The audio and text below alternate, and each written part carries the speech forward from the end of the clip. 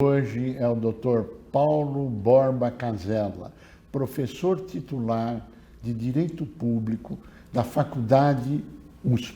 Bem, vamos partir então dos BRICS para o momento atual, o cenário internacional. Nos conta um pouquinho a respeito, como é que o senhor vê a evolução dos BRICS, como é que o senhor vê o momento internacional e como é que isso afeta o Brasil. Eu sei que é uma pergunta de 3 horas e meia para dizer introdução, nós temos muito pouco tempo, mas...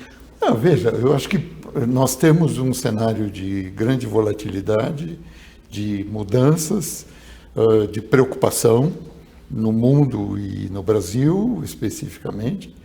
O BRICS foi criado como um grupo de países, então Brasil, Rússia, Índia, China e África do Sul, pacificamente, então não foi depois de uma guerra, e a ideia era justamente de mostrar que algumas coisas precisam ser mudadas na ordem mundial. Entre outras, é curioso porque o BRICS não é uma organização internacional, mas criaram uma organização internacional que é o Banco dos BRICS, ou seja, justamente para financiar projetos não só dos 5 países, mas outros já participam também. Então, a ideia do BRICS era de você reforçar o direito internacional, a solução pacífica de controvérsias, a Organização das Nações Unidas e fazer algumas mudanças no cenário internacional sem uso da força e sem violência. Depois que a Rússia invadiu a Ucrânia, eu acho que uma boa parte desse discurso caiu por terra. Agora, existem fortes desafios para o mundo, que eu gostaria que o senhor abordasse, eu sei que de uma forma extremamente rápida, como é que essa crise mundial, saímos de uma Covid que mudou o mundo, afetou a economia no mundo, nas pessoas, comportamento, etc. A guerra na Ucrânia, com desabastecimento, etc. Qual a sua visão e como é que isto deve se prolongar, não deve... Qual a sua análise e como é que isso afeta o Brasil? Veja, tem aquela frase do Churchill que diz que as pessoas fazem as previsões e depois gastam tanto tempo quanto para justificar porque elas não aconteceram. É verdade. Mas no caso eu acho que a gente pode enxergar várias complicações que vão continuar.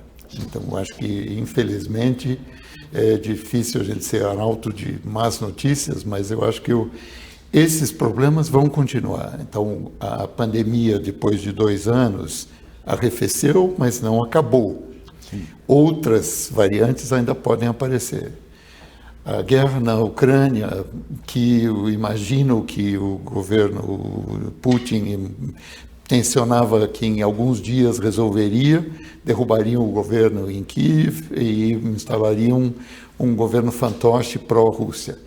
Claramente não é isso que aconteceu e não é isso que está colocado para acontecer. Acho que certamente deu errado em relação ao projeto de Putin e não contava com 3 variantes. A heróica resistência do povo ucraniano, a força e a coesão da resposta do Ocidente e o terceiro, que acho que fica mais constrangedor para a Rússia, é o papelão que fez o exército russo. E agora, tem gente que diz que precisa dar algum prêmio de consolação para ele se retirar sem perder o seu cargo e, eventualmente, até a vida. E outros que dizem, não, é um absurdo, é uma agressão contra um país soberano e independente. E nos últimos 30 anos tem vários tratados bilaterais e multilaterais em que a Rússia tinha prometido respeitar a soberania e a integridade territorial da Ucrânia.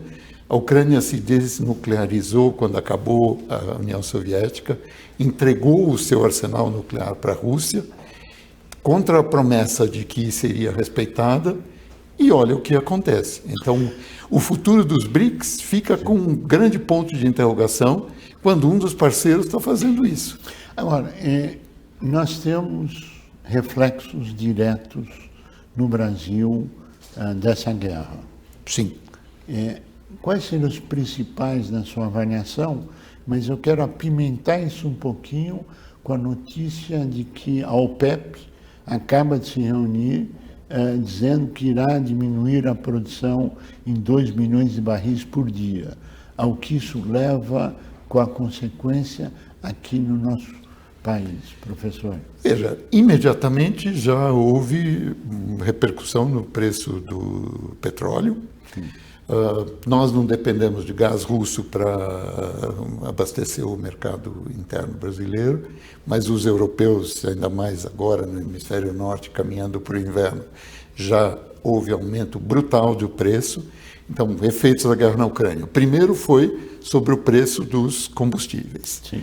Segundo, sobre os grãos, então trigo e outros grãos, dos quais tanto Rússia quanto Ucrânia são grandes produtores. E no meio de uma guerra, a produção não podia ser escoada. Isso já foi dito pelo secretário-geral da ONU e por outros, que é prenúncio de uma crise alimentar de escala mundial. Sim. Isso, obviamente, repercute no Brasil, porque o preço do petróleo é indexado internacionalmente, o preço das commodities, então trigo, milho, cevada e outros grãos, é também indexado internacionalmente. E esse toque a mais, como mencionou, do corte da produção da OPEP em 2 milhões de barris por dia, claramente é uma jogada.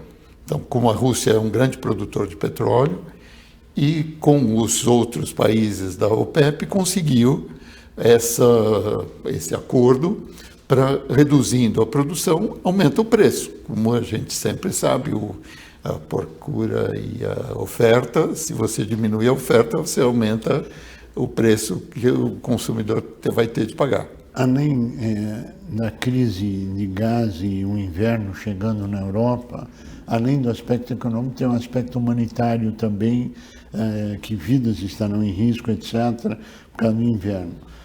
Aqui no Brasil, teremos sim, ou como já tivemos e continuaremos tendo, elevação de preços, de alimentos, de insumos, de produtos químicos e assim por diante.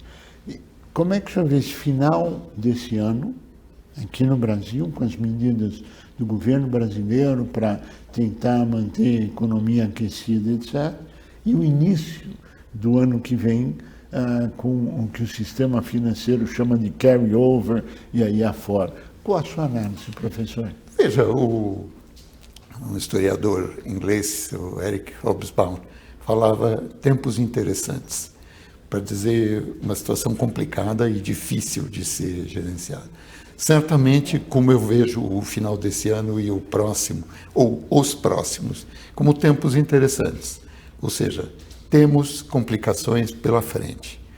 O cenário mundial, acabamos de falar um pouco sobre isso, e tem também as nossas complicações tupiniquim, as nossas complicações domésticas. Todo esse esforço que está sendo feito para reeleger o atual presidente vai repercutir nas contas a pagar no ano que vem. Sim.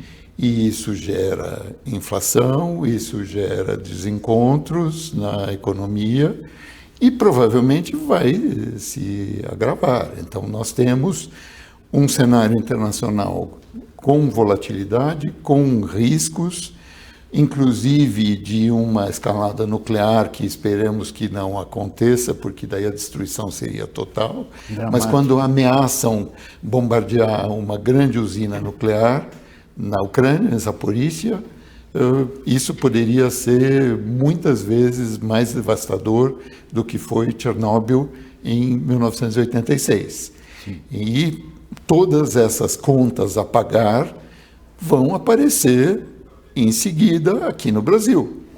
Isso tem prazo certo para sentirmos os efeitos de todas essas adiantamentos e promessas que estão sendo feitos. Isso vai se transformar em recessão e inflação e em problemas para a economia brasileira, para quem assumir o governo já sabe que será um cenário muito mais complicado do que estamos já enxergando nesse momento. Então, eu sinto ser arauto de más notícias, mas eu acho que tem complicações sérias pela frente. Mas esse cenário de possível recessão, de aprofundamento da crise, de aumento inflacionário, é hoje um panorama praticamente mundial. E o Brasil, claro que não ficará impune ao que acontece no resto do mundo. Pode chegar mais cedo ou mais tarde, mas chegará. E as consequências são aquelas que irão afetar o mundo inteiro e o Brasil também. Numa síntese rápida, seria mais ou menos isso? Sim, eu acho que tem algumas componentes a mais. Então, Por favor. a Bolsa brasileira oscila, às vezes, mais do que as bolsas dos países desenvolvidos diretamente afetados. Sim.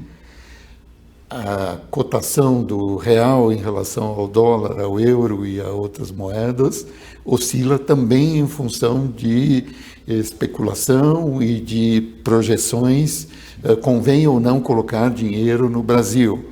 Então, esse quadro mundial tem as nossas flutuações dentro do cenário que agravam e tornam mais volátil o contexto econômico brasileiro, com a transição política que está prestes a se completar e com as reformulações de ordenação da economia, da política e do governo que venha a partir do ano que vem. Então, acho que, com certeza, o quadro mundial, mais alguns ingredientes locais. Assim, E qual foi a frase do professor mesmo? Dos tempos interessantes? Tempos interessantes. E qual foi o professor? Eric Hobsbawm. Então, a vocês que estão aí, gravem bem essa frase do professor. Professor, nós pediríamos suas considerações finais, que chegamos ao termo do nosso tempo. Acho muito importante que um sindicato de micro e pequena empresa tenha consciência dos problemas mundiais, porque isso afeta também o nosso quintal de casa e o dia a dia de cada um de nós no Brasil. Hoje em dia somos todos interdependentes e isso só tende a se acentuar. Professor, queremos agradecer muito a sua participação, agradecer a transmissão do conhecimento acumulado. A você que esteve conosco, nosso mais profundo agradecimento, com a certeza que estaremos juntos na semana que vem. Até lá!